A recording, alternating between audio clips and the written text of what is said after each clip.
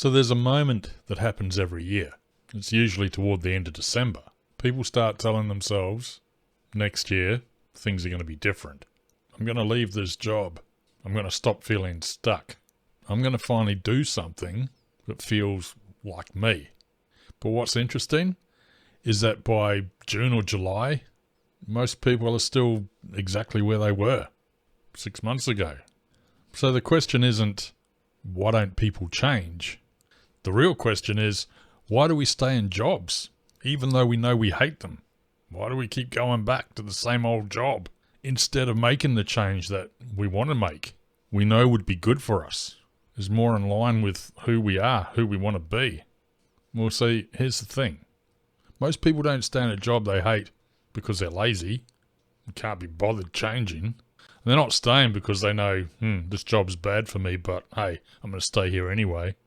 They stay because it's an easier option. The alternative, leaving the job, that's a big drama. Feels like a really heavy decision. It's a big mountain to climb. And that is a really important distinction. We prefer the certainty over the uncertainty. We want what feels stable, secure. Maybe the future seems appealing, looks exciting. We know it's probably going to be better for us, but it's unfamiliar, it's uncertain, it's not secure.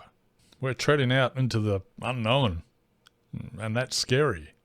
The job that you're in, even though you hate it, it's draining, it's safe, it's secure, it's familiar. You know exactly how your day's going to go. You might not like it, but it's familiar. You know exactly what to expect. There's no shocks. There's no hidden surprises. You know your job sucks. It's going to suck tomorrow. But at least you're certain of that. You know what's expected of you. You're not fearful thinking, oh, I got to go to work. I don't know what to do. I'm nervous. I don't know what they expect of me. You know exactly what they expect of you. If you've been there for a while, you've been doing the same thing over and over. You know the people. You know the policies, the procedures. You know your job. You know how to do it. You know what's required of you. Again, it's familiar. You might not like it, but it's safe. In other words, you know how to survive it. You're not stepping out into the unknown, wondering, am I going to make it through the day? You know you'll make it through the day. You've done this 100 times, 1,000 times, and you make it home each day safely. Your built-in survival instinct isn't questioning, am I going to make it? You know you'll make it.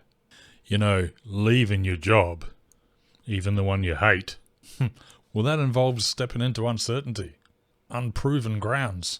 You've got to walk a path you've never walked before, try new things, take big risks. You have the fear of potentially being rejected. You're not good enough. You don't know what to do. You don't know what's expected, what's required. Is there any certainty with the new job? Will you know anyone? Will you get on with anyone? Are you going to be caught doing things that maybe you don't know how to do? And that's a scary proposition. Our brains are hardwired to avoid that. Too much confrontation, too much uncertainty. We like to be comfortable. We like to be safe. We need to be secure. We don't want to take risks. Better the devil you know than the devil you don't, as they say. When you're in a job, regardless of whether you love it or you hate it, that becomes your identity. That's who you are. How people can relate to you. This is who I am. This is what I do. I'm Brent, the driving instructor. Well, I'm not a driving instructor now. I used to be once upon a time. And during that period, that's who I was. What's the first thing people ask of you when they first meet you? Oh, g'day, mate. What's your name? Brent. Oh, what do you do? I'm a driving instructor. Bang. That's my identity. They put me in the box. This is Brent. He's a driving instructor. Brent, you should talk to my friend Peter. He's a high school teacher. You guys probably have a lot in common. You work with teenage kids.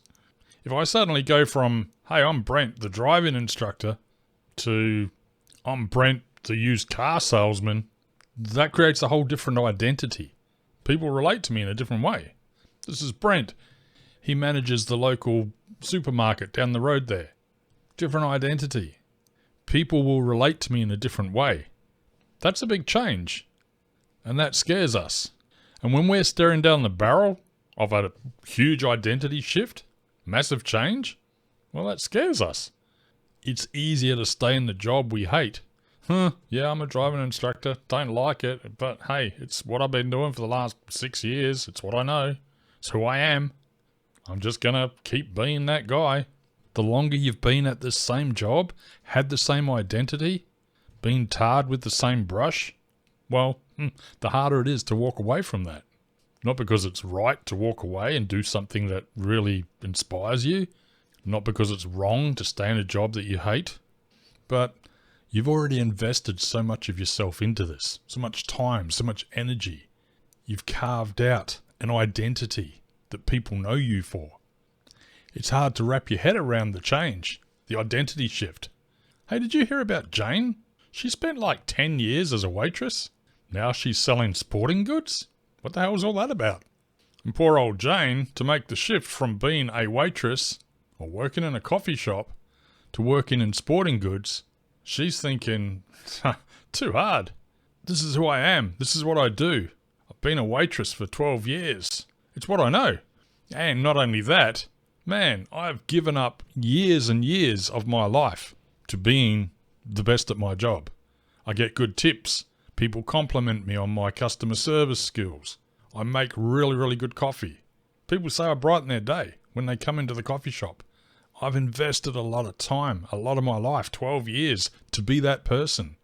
I can't change now. I can't suddenly go and sell sporting goods and start at the bottom of the rung. I have to relearn a whole new industry, all sorts of jargon and lingo. That's too hard. That's daunting. And a lot of times too, people don't not change jobs because they're scared that they might fail. You know, sometimes they're scared that they try the new job and nothing changes. Let's unpack that. So in other words, I'm Brent, the driving instructor, very miserable. I hate my job. By the way, I was a driving instructor. I loved it. Great job. As funny as it may sound, that's a story for another day. But yeah, I loved the job. It was great. But let's suppose I hated being a driving instructor and I always wanted to get out. I always wanted to do something different. What might stop me from doing it is not because I'm fearful that, oh my goodness, imagine if I went to a job in sales. My self-sabotage around that might not be that, I'm going to suck at sales. I'm good at teaching, but no good at selling. No, it might not even be that. The psychological fear may not be, oh, what if I fail? The self-sabotaging thoughts could actually be, what if I do that job and nothing changes and I'm still miserable and I'm still unhappy? Oh, what then? Is it me? Am I the problem? I don't want to go down that path. I'm better off sitting with the idea that maybe I'm unhappy because of my job, and I know if I change, I'd be happy, life would be great. I'm better off sitting with that thought than running the risk of changing, doing a different job, still being unhappy, thinking, oh, great. There's no positive outlook then, because then it comes back to me. I'm unhappy, regardless of what job I do. Ooh, that's a daunting thought.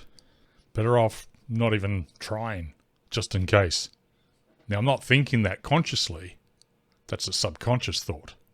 It's a self-doubt. It's a sabotaging thought.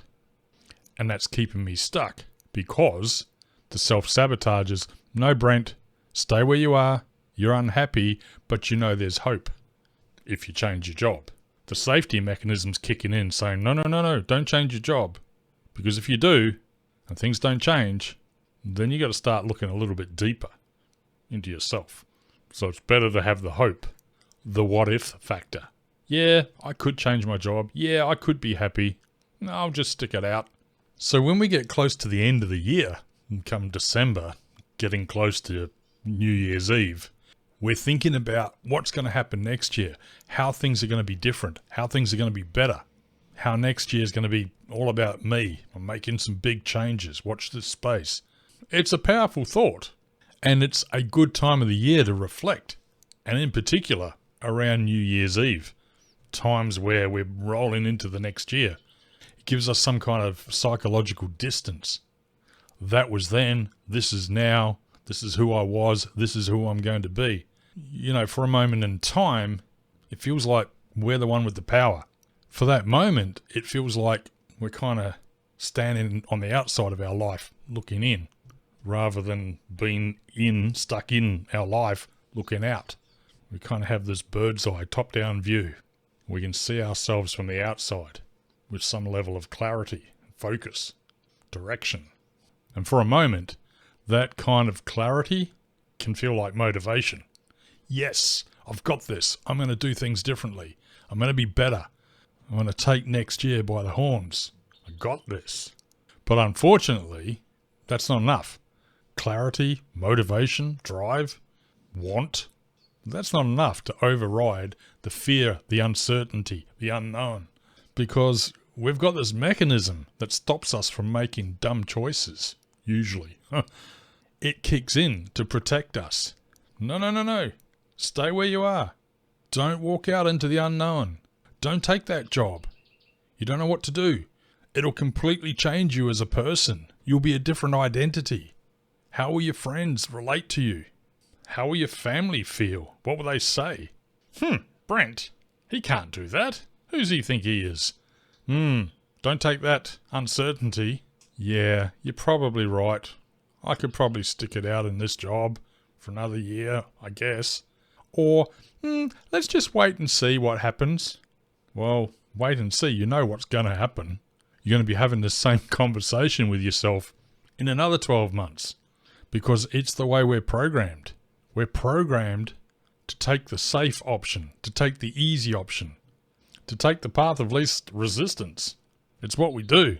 So when we make a decision based purely on motivation, or what we mistakenly believe is clarity, it quickly changes once we get back into the routine of life.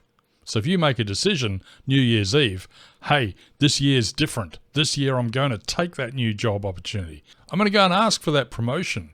I'm going to start sending out my resume to all those companies. Well, that's good today, but guess what happens in January? You go back to work, you're back in the same old routine, and guess what? The heavy emotional cost of changing, that creeps back in. That's when you start rationalizing. I'm not changing. Too risky. You know what? My job's not that bad. I could stick it out. Man, I've just put so much time and effort into knowing what I know. I'm the best at what I do. I've been doing it for 10 years. I've put in a lot of energy into this job. To change now, that'd just be a huge waste of 10 years of my life down the drain. I've done all this training. In fact, I feel bad if I left because the company's paid for me to go on all these training courses. They've invested a lot of time and energy and money into me, to developing me to be the person I am. I'd feel bad if I left. Yeah, people would talk behind my back. Can you imagine what my boss would say? My friends at work? I can't leave them. I can't abandon them. My friends and co-workers, they've invested a lot of time and energy into me. It's probably safer to just stay here for the moment and we'll wait and see what happens. Plus, I've still got to pay my bills, right? Like, what if I get offered another job, but I can't start for 2 months? And then when I tell the people here that I'm leaving, they're like, well, if you want to leave, leave now. And then there's like a 2-month gap from when I leave this job and start the next one. And who even knows, the next job I go to, they may pay monthly. It might be 3 months before I even see my first paycheck. Well, that's just irresponsible to go and do something where I'm not paid for 3 months. Can you imagine what my family would say? What my friends would say? Did you hear about Brent? I heard they couldn't even pay their mortgage for a couple of months because he was, chasing his dream. How irresponsible. He's got a wife and kids, and he left his job, didn't have another one to go to for 3 months. I thought he was better than that. So you can see why staying put in the job you hate, it's just the path of least resistance. It's not that you don't want the new job. It's not that you're not probably capable of the new job. It's not that you don't deserve the new job, or that the new job would make you happy. Is a better opportunity, maybe more pay, better promotion opportunities. It's just right now, the job that you're in, that's the path of least resistance. You haven't failed. You're not a failure. You're just human. And we're wired to not take big chances, not take risk. In other words, there's nothing wrong with you if you're in a job you hate and you don't do anything about it to get out of it. Staying doesn't make you weak. It just means that your internal nervous system is doing what it's designed to do, to keep you safe. And understanding that, coming to terms with that, being okay with that, is a huge breakthrough, because it's a big step toward being okay with yourself, not hating yourself for feeling stuck, not beating up on yourself like, oh, you're never going to get the job you want. You're a loser. You stay in the job you hate. You know you hate it, yet you stay. What the hell's the matter with you? No. We all do this to some degree. We all, at some point or another, avoid taking big and unnecessary risks because we're human. And if this resonates with you on some level, well, then know that you're not alone. A lot of people carry this burden and they assume it means something about them. They feel that it means they're weak, they're stupid, they're not worthy, they don't take chances, they're missing out, they're being left alone or getting stuck, or they're behind, they're in a rut. But that's not necessarily the case. Sometimes it can literally mean you could be standing on the edge of change, but you just haven't quite yet figured out how to transition safely, what safety looks like on the other side of that change. And that's okay.